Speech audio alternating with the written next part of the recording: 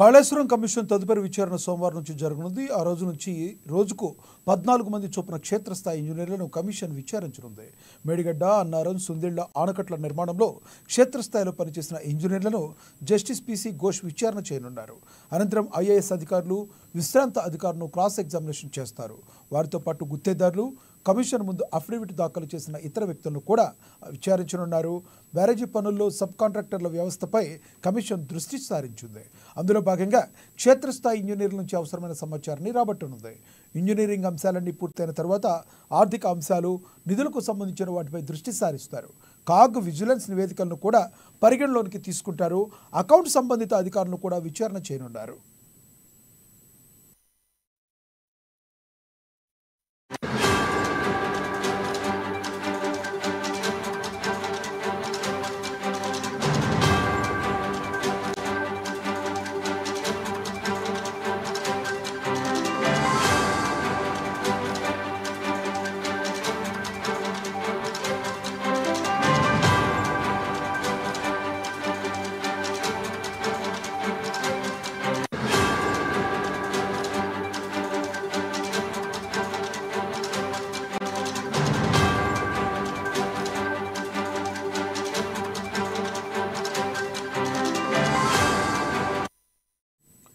మూడు బ్యారేజీలకు సంబంధించి మరికొన్ని డాక్యుమెంట్లు ఇవ్వాలని నీటిపారుదల శాఖ కమిషన్ ఆదేశించింది.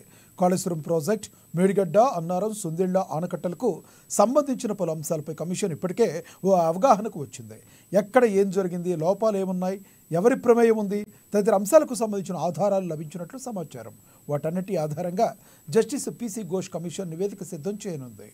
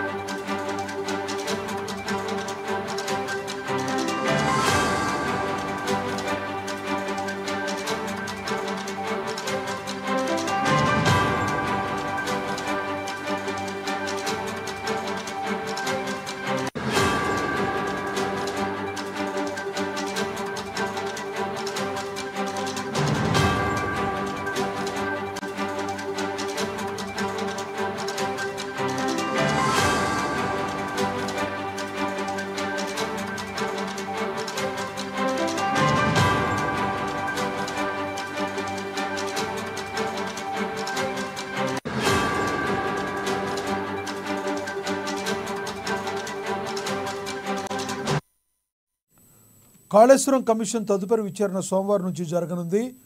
ఆ రోజు నుంచి రోజుకు 14 మంది చొప్పున క్షేత్రస్థాయి ఇంజనీర్లను కమిషన్ విచారించనుంది. మేడిగడ్డ, అన్నారం, సుందిళ్ల ఆనకట్ల నిర్మాణంలో క్షేత్రస్థాయిలో పనిచేసిన ఇంజనీర్లను జస్టిస్ పిసి ఘోష్ విచారణ చేయనున్నారు. అనంతరం ఐఏఎస్ అధికారులు, విశ్రాంత అధికారులను క్రాస్ ఎగ్జామినేషన్ చేస్తారు. వారితో పాటు గుత్తేదారులు, కమిషన్ ముందు అఫిడవిట్ దాఖలు చేసిన ఇతర వ్యక్తులను కూడా విచారించనున్నారు. బ్యారేజీల పనుల్లో సబ్ కాంట్రాక్టర్ల వ్యవస్థపై కమిషన్ దృష్టి సారించింది. అందులో భాగంగా క్షేత్రస్థాయి ఇంజనీర్ల నుంచి అవసరమైన సమాచారాన్ని రాబట్టనుంది. పూర్తయిన తర్వాత ఆర్థిక అంశాలు, నిధులకు సంబంధించిన వాటిపై దృష్టి సారిస్తారు. కాగ్ విజిలెన్స్ నివేదికలను కూడా పరిగణలోకి తీసుకుంటారు. అకౌంట్ సంబంధిత అధికారులు కూడా విచారణ చేయనున్నారు. 3 బ్యారేజీలకు సంబంధించి మరికొన్ని డాక్యుమెంట్లు ఇవ్వాలని నీటిపారుదల శాఖను కమిషన్ ఆదేశించింది. కాళేశ్వరం ప్రాజెక్ట్, మేడిగడ్డ, అన్నారం, సుందిళ్ల ఆనకట్టకు సంబంధించిన పలు అంశాలపై కమిషన్ ఇప్పటికే ఓ అవగాహనకు వచ్చింది. ఎక్కడ ఏం జరిగింది, లోపాలు ఏమున్నాయి, ఎవరి ప్రమేయం ఉంది తదితర అంశాలకు సంబంధించిన ఆధారాలు లభించినట్లు తాజా సమాచారం. వాటన్నిటి ఆధారంగా జస్టిస్ పిసి ఘోష్ కమిషన్ నివేదిక సిద్ధం చేయనుంది.